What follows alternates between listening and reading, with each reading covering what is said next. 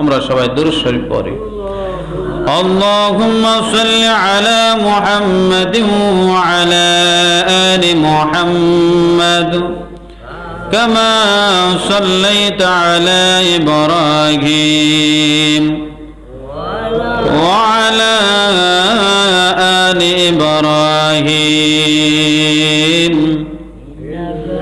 إنك حميد مجيد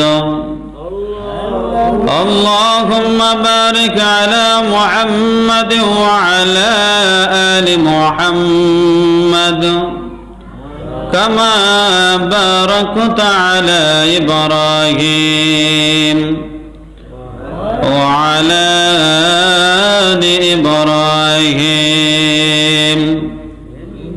إنك حميد مجيد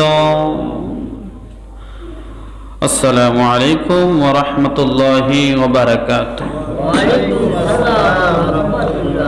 আল্লাহ পাকের দরবারে অসংখ্য অগণিত শুকর ও সুজুদ যে আল্লাহ পাক অত্যন্ত দয়া করে, মায়া করে, মহাব্বত করে আল্লাহর ঘর মসজিদে আসার এবং বসার তৌফিক দিয়েছেন। তাই আমরা অন্তঃস্থল থেকে মহাব্বতে জুড়ে সরে বলি আলহামদুলিল্লাহ। আজকে হলো রজব মাসের 16 তারিখ। কত তারিখ? 16 তারিখ। সবাই মুখ খুলে উচ্চ আওয়াজে কথা বলবে, তাহলে আলোচনার ধারাবাহিকতা ধরে রাখা যাবে এবং সুন্দর করে আলোচনা করা যাবে। কথা যদি বলি যে হলে প্রশ্ন করলে উত্তর দিবেন ইনশাআল্লাহ। আমি কোরআনুল কারীমের 17 নম্বর সূরা তেলাওয়াত করেছি, 15 নম্বর পারা, 1 নম্বর পৃষ্ঠা, সূরাতুল বনী ইসরাঈলের 1 নম্বর আয়াত। এই আয়াত আল্লাহ পাক নাজিল করেছেন একটা বিষয়ের উপরে, আল্লাহ রাসূল সাল্লাল্লাহু আলাইহি ওয়াসাল্লাম মেরাজ উপলক্ষে। কি উপলক্ষে? মেরাজকে কেন্দ্র করে এই আয়াতটুকু নাজিল করা হয়েছে। কাফের মুশরিক বেঈমান যারা আছে, বিধর্মী যারা আছে, তারা আল্লাহর রাসূলের মেরাজকে সশরীরে বিশ্বাস করে না। কি করে না? বিশ্বাস করে না। এটা একটু বাড়ায় একটু দিও। কি বলছি আমি? সশরীরে যে মেরাজ করেছেন, আল্লাহর সাথে গিয়া সাক্ষাৎ করছেন, কথা বলছেন, এটা কি করে না? তারা বিশ্বাস করে না। তাহলে বিশ্বাস যে করে না, তার কারণে আমি এই আয়াতটুকু তেলাওয়াত করেছি যেন রেফারেন্স সহকারে আলোচনা আপনাদেরকে বুঝাইতে পারে এবং মানুষকে আপনারাও যেন বুঝাইতে পারে প্রশ্ন করলে। আল্লাহ পাক রব্বুল আলামিন ওই আয়াতের মধ্যে উল্লেখ করে বলেন, তার আগে একটি হাদিস বুখারী শরীফের 3000 এবং 349 নম্বর হাদিসের মধ্যে আনাস ইবনে মালিক রাদিয়াল্লাহু তাআলা আনহু বলেন, আল্লাহর নবী বিশ্ব নবী রাহমাতুল লিল আলামিন মক্কার একটি ঘরের ভিতরে ঘুমিয়ে রয়েছে। আমার নবী বলেন, মক্কার একটি ঘরের ভিতরে আমি ঘুমিয়ে রয়েছি। এমন অবস্থায় যে ঘরে ঘুমিয়ে রয়েছি, ওই ঘরের ছাদ দেখা যাইতেছে আস্তে আস্তে করে ছিদ্র হইতেছে। কি হইতেছে? আস্তে আস্তে করে আমি তাকায়া দেখলাম ওই ঘরের ছাদ ছিদ্র হইতেছে, পাকা হইতেছে। আমি মনে মনে চিন্তা করলাম আর টেনশন করিয়া বলিলাম, মনে মনে কল্পনা করিলাম, প্রতিদিন জিবরাইল আমার কাছে কতবার আসলো, কিন্তু এরকম আশ্চর্যজনক ঘটনা কোনোদিন হয় নাই, এমন অস্বাভাবিক কোনো কিছু কোনোদিন হয় নাই। জিবরাইল আমিন বলুন তো, আসতে হলে কি ঘরের ছাদ ফাঁকা করা লাগে? যে কোনো অবস্থায় আসতে পারে। আল্লাহর নবী মনে মনে ধারণা করলেন, আজকে মনে হয় আশ্চর্য কোনো কিছু ঘটবে। আজকে মনে হয় আশ্চর্য কোনো কিছু ঘটবে, তার কারণে আল্লাহর নবী মনে মনে ধারণা করলেন আর বললেন। জিবরাইল আমিন যখন ছাদটা পাকা করলেন, এমন সময় জিবরাইল আমিন আসলেন, আরেকজন ফেরেশতা আমার কাছে আসলেন। আমি তখনও কিন্তু ঘুমো, তখন কি? তখন আমি ঘুমের অবস্থায় ছিলাম। আল্লাহর নবী বলেন, জিবরাইল একটি বাহুর মধ্যে আমার ধরেছে, আরেকটি বাহুর মধ্যে আরেকজন ফেরেশতা ধরেছে। আমাকে ঘুম থেকে সজাগ করিয়া ঘর থেকে বাহির করিয়া হাতিমে কাবার সামনে নিয়ে বসাইছে। কিসের সামনে? হাতিমে কাবা। যারা হজে গেছেন, কাবা শরীফের কাছে একটা ছোট্ট একটা ঘর আছে, একটি জায়গা আছে বেড়া দেওয়ার মতো, ওই জায়গাটা বলা হয় হাতিমে কাবা। ওই জায়গার মধ্যে নিয়ে আমার নবীকে বসাইছে। নবী বললেন, আমাকে বসাইছে তখন আমি ঘুমাইতেছি। তখন আমি কি? তখন আমি ঘুমিয়েছিলাম। আল্লাহ নবী বললেন, আমাকে সজাগ করলেন। সজাগ করিয়া ফেরেশতারা বললেন, ইয়া রাসূলুল্লাহ, ইয়া হাবিবাল্লাহ, নবী গো, আশ্চর্য কিছু ঘটনা দেখবেন আপনি। জিবরাইল আমিন বললেন, একবার সজাগ করার পরে আমার নবী আবার ঘুমিয়ে গিয়েছেন। হাতিমে কাবার দেওয়ালের মধ্যে পিঠ টেকায় ঘুমিয়েছিলেন। দুইবার সজাগ করার পরে আবারও ঘুমিয়েছিলেন। আল্লাহর নবী বললেন, আমি তাকায় দেখলাম জিবরাইল আমিন দুইটা পাত্র আনছে। দুইটা পাত্র আইনা আমার সামনে যখন রাখছে, তখন আমার বুকটা আস্তে আস্তে করে মেলাইলেন, বুকটা আস্তে করে বুকটা পাকা করলেন, করিয়া জমজমের পানি দিয়ে আমার ভিতরটা ধুইলেন। কিসের পানি দিয়া? জমজমের পানি দিয়ে আমার ভিতরটা ধুইলেন। আর দুইটা পাত্রের মধ্যে একটার মধ্যে ছিল হিকমত আর একটার মধ্যে ছিল ঈমান। একটার মধ্যে কি? একটার মধ্যে ছিল হিকমত আর একটার মধ্যে ছিল ঈমান। আমার ভিতরটা সুন্দর করে জমজমের পানি দিয়ে দৌত করিয়া হিকমত আর ঈমান দুইটা আমার ভিতরে রাখিয়া আবার আমার বুকটা সুন্দর করে আবার সেলাই করার মতো দিয়ে দিয়েছে। আল্লাহর নবী বললেন, আমাকে ওপেন হার্ট সার্জারি করছে। ওপেন হার্ট সার্জারি করছে। পৃথিবীর যত বিজ্ঞান আছে, সব বিজ্ঞান যত ডাক্তার আছে, ডাক্তার ওপেন হার্ট সার্জারি পৃথিবীর সর্বপ্রথম আমার নবীকে জিবরাইলে করছে। সুবহানাল্লাহ। আল্লাহর নবী বললেন, যত মানুষ ওপেন হার্ট সার্জারি করুক না কেন, রিসার্চ করছে, কিন্তু আমারটা কাটা করছে। আমারটা ওপেন হার্ট সার্জারি করিয়া ডাক্তাররা দেখবেন এখন বুক পারে, পিঠ পারে, সবকিছু পাইরা দেখবেন আবার জোড়া লাগা আছে না নাই? ওইটা নবীর থেকে ঘটনাগুলা বর্ণনা করিয়া করিয়া রিসার্চ করিয়া করিয়া তারা ওইগুলা শিখছে।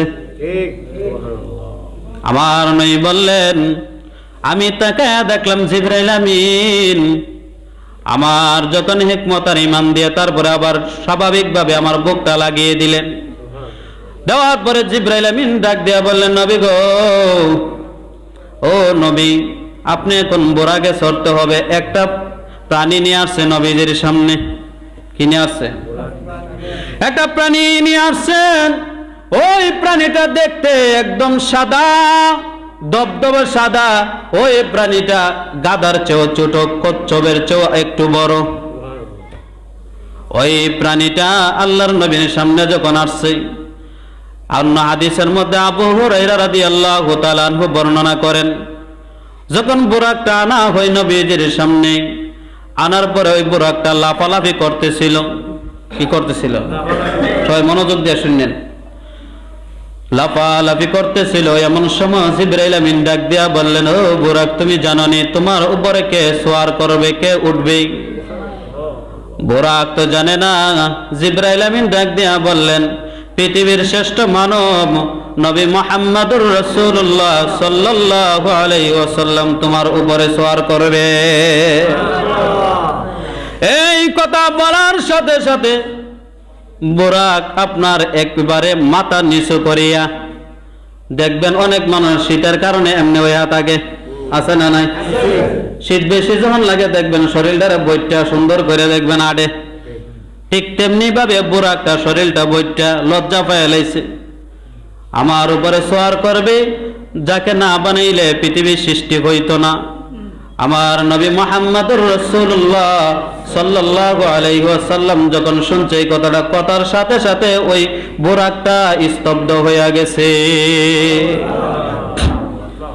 আল্লাহর নবীকে জিবরাইল ডাক দিয়া বললেন, ও নবী আমার, ওই বুরাকের মধ্যে উঠেন।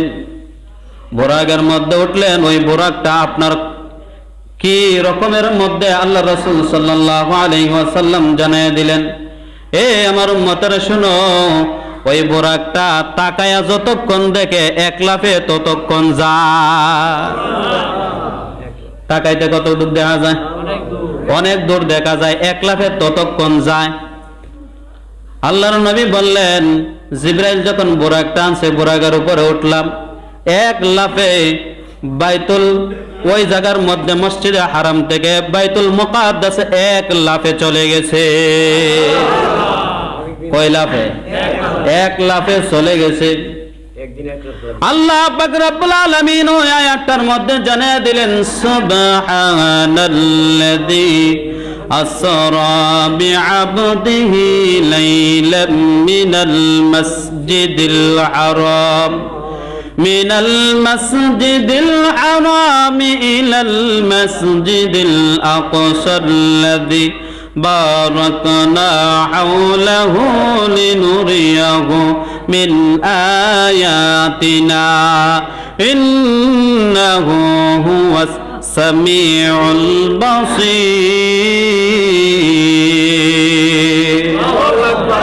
আল্লাহ বলেন, পবিত্র মহাসত্তা যিনি, তিনি আল্লাহর নবীকে, তার বন্ধুকে, তার বান্দাকে, তার দাসকে আসরা বিআবদিহি লাইলাম মিনাল মাসজিদিল হারাম, আল্লাহ বলেন রাতের কিছু অংশে তাকে ভ্রমণ করালেন। রাতের কি কিছু অংশ, লাইলাম দিয়া বুঝাইলেন রাতের পুরা রাত্র নয়, রাতের কিছু অংশ। লাইলাম মিনাল মাসজিদিল হারাম, আল মসজিদে হারাম থেকে আল মসজিদে আকসা পর্যন্ত ভ্রমণ করালেন। ওই ভ্রমণটাকে বলা হয় ইসরা। ভ্রমণটাকে কি বলা হয়? ইসরা। আসরা লাইলাম মিনাল মাসজিদিল হারাম ইলাল মাসজিদিল আকসাল্লাযী বারাকনা, আল্লাহ বলেন ওই মসজিদে আকসার আশপাশকে আমি রহমত দিয়া, বরকত দিয়া আমি ভরপুর করে দিয়েছি। ফিলিস্তিন যত নবী রাসূল আসছে, তামাম দুনিয়া মিললে অত নবী রাসূল আসে নাই। যত নবী আছে বেশিরভাগ কোন জায়গা? সবাই কোন? বেশিরভাগ কোন জায়গা? ফিলিস্তিন, আকসার আশেপাশেই ছিল। আল্লাহর নবী জানায়া দিলেন, হে পৃথিবীর মানুষেরা শুনো, আমাকে যখন নিয়ে গেলেন আল্লাহ বলেন, আয়াতিনা ইন্নাহু হুয়াস সামিউল আলিম, আল্লাহ বলেন আমি আমার বান্দাকে কিছু নিদর্শন দেখানোর জন্য নিয়ে গিয়েছি। কিছু দেখাইবেন, কিছু কি দেখাবেন।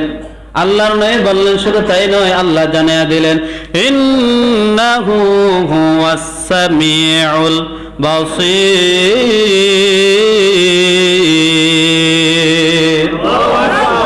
আল্লাহ জানিয়ে দিলেন নিশ্চয় তিনি সর্বশ্রোতা ও সর্বস্রষ্টা। আল্লাহর চেয়ে বড় কেউ আসেনি? আল্লাহর চেয়ে স্রষ্টা আর কেউ আসেনি?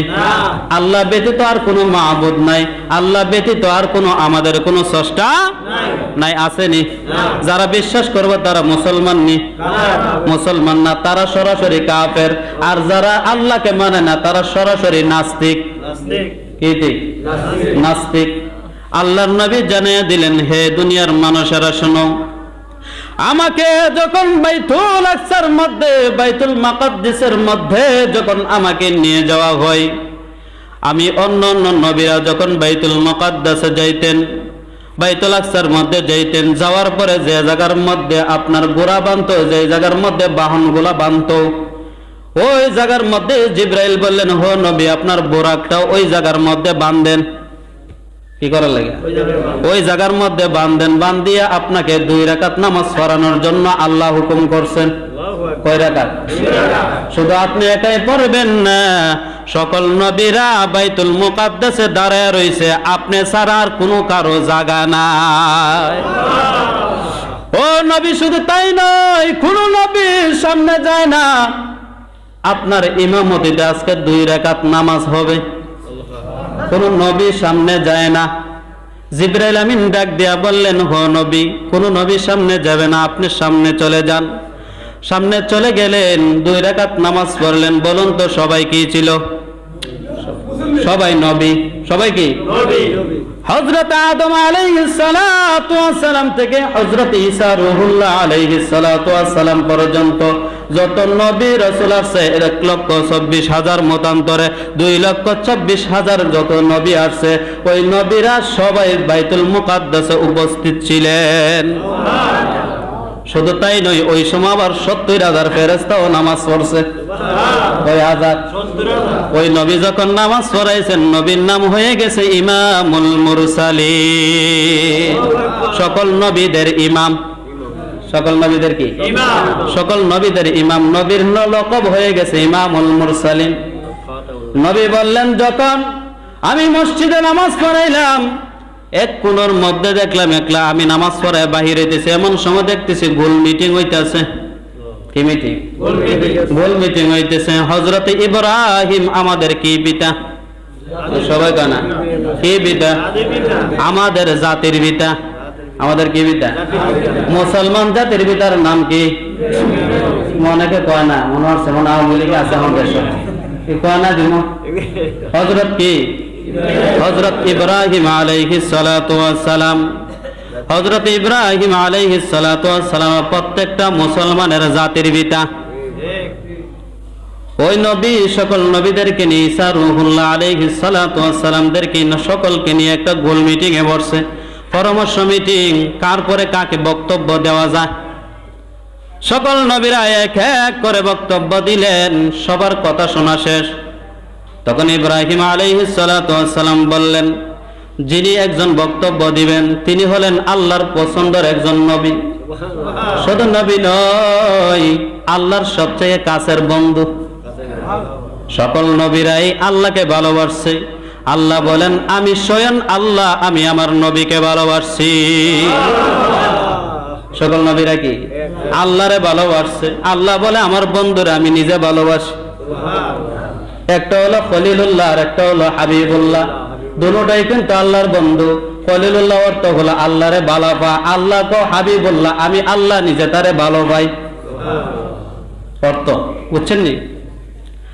তখন বললেন ইব্রাহিম আলাইহিস সালাতু ওয়াস সালাম কোনার মধ্যে বৈশা বললেন, এখন যিনি বক্তব্য দিবেন তার কথাও সুন্দর, তার ব্যবহারও সুন্দর, তার চরিত্র সুন্দর। সুবহানাল্লাহ। আমার আল্লাহ তার চরিত্রের কারণে একটা কোরআনের আয়াত নাজিল করছে, তার ব্যবহারের বিষয়ে অনেকটি কোরআনের আয়াত নাজিল করা হয়েছে। আল্লাহর নবী যখন বক্তব্য শুরু করছেন, হযরত ইব্রাহিম নবী সকল নবীকে উদ্দেশ্য করে বলছে, ও আমার সন্তানেরা শুনিয়া নাও, এমনি এমনি তিনি আল্লাহর বন্ধুগণ নাই, শুনছো তো তার ব্যবহার কত সুন্দর, তার কথার কত মাধুর্য, তার কত কথা বড়, কত নম্র, কত ভদ্র, কত সুন্দর করে কথা বলে, মনে হয় যেন মুখ থেকে মধু ঝরতেছে। ইব্রাহিম খলিলুল্লাহ বলেন, এমনি নবীকে বিশ্ব নবী, আল্লাহর সবচেয়ে কাছের নবী, আল্লাহর সবচেয়ে বেশি বন্ধু বানায়েন নাই। তার কথা, তার চরিত্র আল্লাহর কাছে সবচেয়ে পছন্দ। সবচেয়ে কি? আমার নবীকে শেষে পাঠানো হয়েছে, কিন্তু সবার আগে বানাইছেন। সবার আগে কি? সবার আগে বানাইছেন। এইটা বিষয় না, বিষয় হলো আল্লাহর নবী যখন বাইতুল মুকাদ্দাস থেকে বাড়িয়েছিলেন, বাহির হবেন এমন সময় জিবরাইল আলাইহিস সালাতু ওয়াস সালাম আবার দুইটা পাত্র আনছে। একটা হলো দুধের পাত্র আর একটা হইল মদের পাত্র। কয়টা? দুইটা পাত্র যখন আনে আল্লাহর নবীর সামনে ধরে দিলেন, নবী গো আপনার যেটা পছন্দ এটা খাইতে পারেন। আল্লাহর নবী দুধ গ্রহণ করেছে। কে গ্রহণ করছে?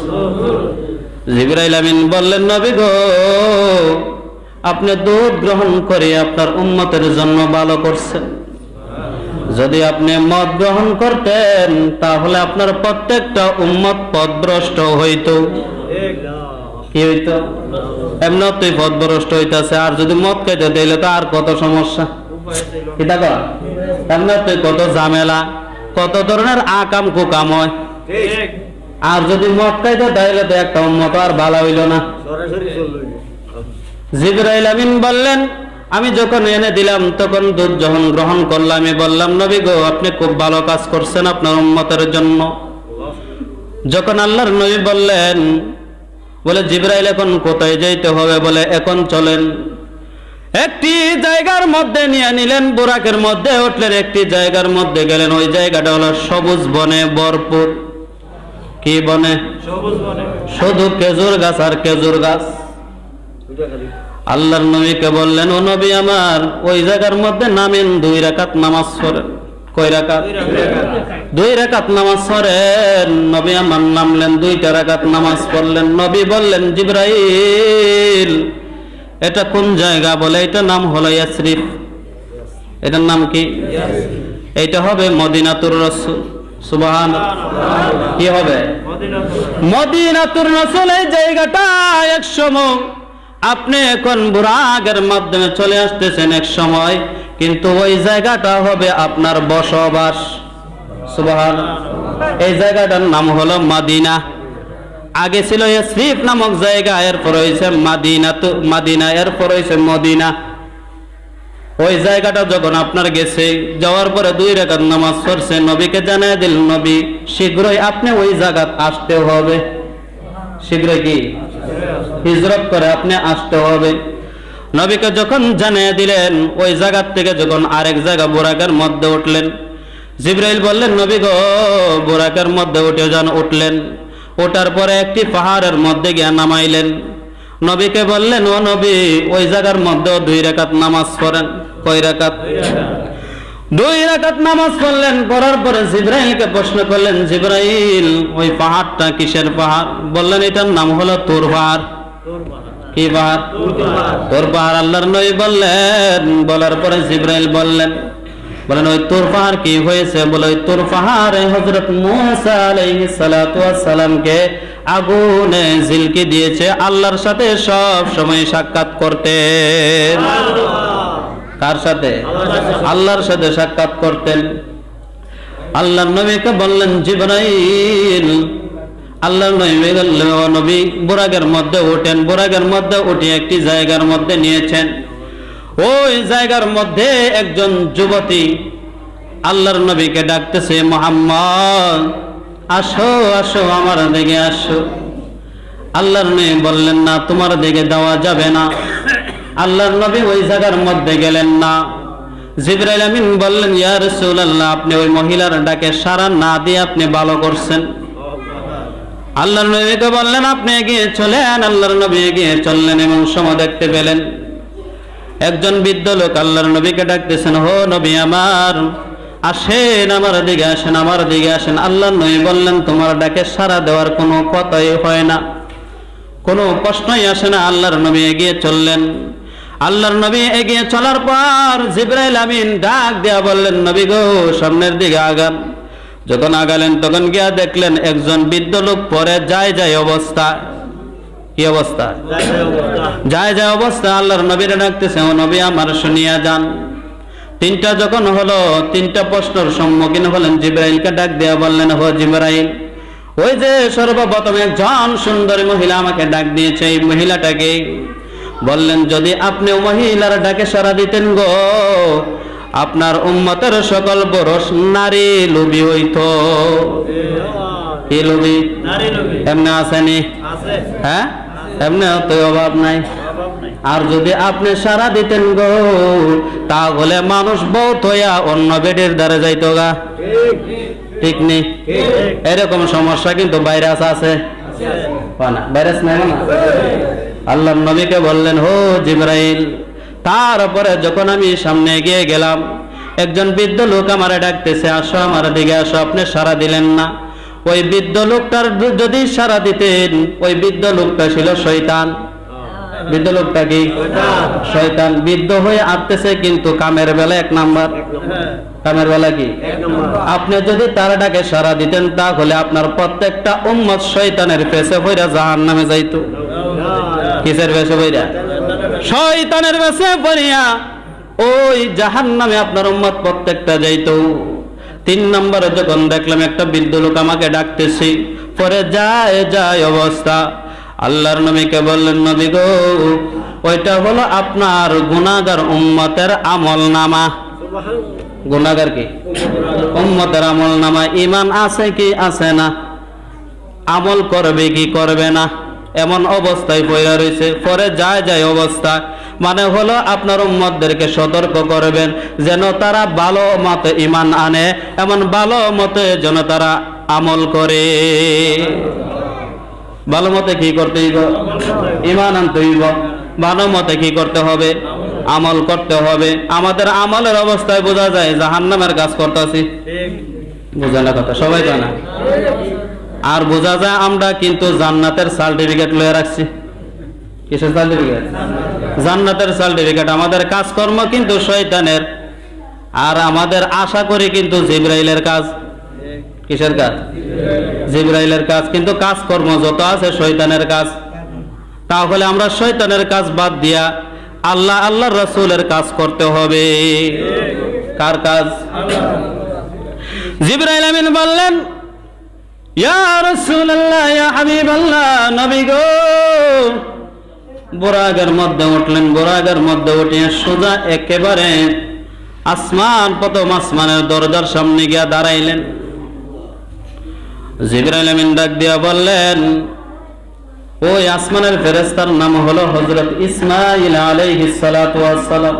কি নাম? সবাই বলেন। ইসমাঈল আলাইহিস সালাতু ওয়াস সালামকে বললেন, ও ফেরেশতা, বলুন তো ফেরেশতাদের সবচেয়ে বড় ফেরেশতার নাম কি? সবাই কোন? কি? হযরত জিবরাইল। এর থেকে বড় আর ফেরেশতা নাই, এর থেকে মর্যাদাপূর্ণ আর ফেরেশতা নাই। ওই আসমানের ফেরেশতারে ডাক দেয়া বলতেছে, ফেরেশতা দরজা খুলিয়া দাও। হযরত ইসমাঈল আলাইহিস সালাতু ওয়াস সালাম ফেরেশতা বলতেছে, দরজা খুলিয়া দিমু, কিন্তু তোমার সাথে কে? তখন বলতেছেন, আমার সাথে হলেন মুহাম্মদুর রাসূলুল্লাহ সাল্লাল্লাহু আলাইহি ওয়াসাল্লাম। বললেন, ওই নবীর আনছেন কিন্তু অনুমতি আসেনি। আল্লাহু এইটা দিয়া বুঝাইলেন, দুনিয়ার মানুষকে শিক্ষা দিছেন, দুনিয়ার মানুষ শোনো, টাকাওয়ালা হইতে পারো, বড় ক্ষমতাওয়ালা হতে পারো, ব্যবসায়িক হতে পারো, বিভিন্ন ধরনের ক্ষমতা প্রয়োগ করতে পারো, কিন্তু রিস্কাওয়ালার বাড়িতে গেলে অনুমতি লাগবে। বোঝা নাই কথা? কার বাড়িতে গেলে? কারণ হলো জিবরাইল যদি ওই ফেরেশতার কাছে অনুমতি নিতে হয়, তাহলে দুনিয়ার মানুষকে বুঝাই দিছেন, ও মানুষেরা তোমরা শোনো, ওইটার থেকে তোমরা শিক্ষা নাও। জিবরাইলও কিন্তু অনুমতি নিছে। জিবরাইল কি অনুমতি নিছে? জিবরাইল আলাইহিস সালাতু ওয়াস সালাম বললেন, হে অনুমতি নেওয়া হয়েছে, আল্লাহ বলছেন নেওয়ার জন্য, আল্লাহ আমাকে পাঠাইছেন। প্রথম আসমানে গিয়া দেখে একজন বৃদ্ধ লোক চাদর মুড়ি দিয়া বৈশা রইছে। কি মুড়ি দিয়া? শীতের দিন দেখবেন চাদর লয়, জাম্পার লো, মাফলার লো, বিভিন্ন তলো আছে না নাই? শীতের দিনের মতো একটা চাদর মুড়ি দিয়ে সুন্দর করে কোণার মধ্যে বৈশা রইছে। হযরত জিবরাইল আমার নবীকে বলতেছেন, হ নবী আপনি সালাম দেন, ইনি হলেন আপনার আব্বাজান হযরত আদম আলাইহিস সালাতু ওয়াস সালাম। সুবহানাল্লাহ। হযরত আদম আলাইহিস সালাতু ওয়াস সালামকে দেখার পর সালাম দিলেন। সালাম দেওয়ার পর আল্লাহর নবী তাকায়া দেখলেন, হযরত আদম আলাইহিস সালাতু ওয়াস সালাম ডান দিকে তাকাইলে হাসি দেন। কি দেন? হাসি দেন। বাম দিকে তাকাইলে অজরে কান্না করতেছি। আল্লাহর নবী জিবরাইলকে প্রশ্ন করেন, জিবরাইল ডান দিকে তাকাইলে হাসে, বাম দিকে তাকাইলে কান্না করে, কারণ কি? আল্লাহর নবীকে বললেন, ও নবী, কারণ হলো ডান দিকে যখন তাকায় হযরত আদম আলাইহিস সালাতু ওয়াস সালামের উম্মত জান্নাতে আছে, ওইটা দেখে হাসি দেয়। এটা দেখে কি করে? হাসি দেয়। আর বাম দিকে যখন তাকায় গো, গুনাহগার উম্মত গুলা, জাহান্নামী উম্মত গুলাকে দেখে আদম আলাইহিস সালাতু ওয়াস সালাম অজরে কান্না করেন। হযরত আদম আলাইহিস সালাতু ওয়াস সালাম যখন আমার নবীকে দেখলেন, মারহাবান বিন নবিয়্যি সালিহি বিনি সালিহ, নেককার সন্তান আমার ও নেককার নবী, মারহাবা বলে সম্বোধন করেছে, আর নবীর জন্য দোয়া করেছে। কে দোয়া করছে? আদম আলাইহিস সালাতু ওয়াস সালাম আরেকটা মেসেজ দিয়েছেন, বলছেন, হো নবী মুহাম্মদুর রাসূলুল্লাহ সাল্লাল্লাহু আলাইহি ওয়াসাল্লাম, তুমি তো আমার পুত্র, তুমি তোমার উম্মতদেরকে বলবা বামপন্থীর সাথে যেন কোনোদিন না চলে। কি পন্থী? বামপন্থী। যারা বামপন্থী, যারা বাতিলের সাথে থাকে, যারা দেখবেন আলেম ওলামাদের বিরুদ্ধে যায়,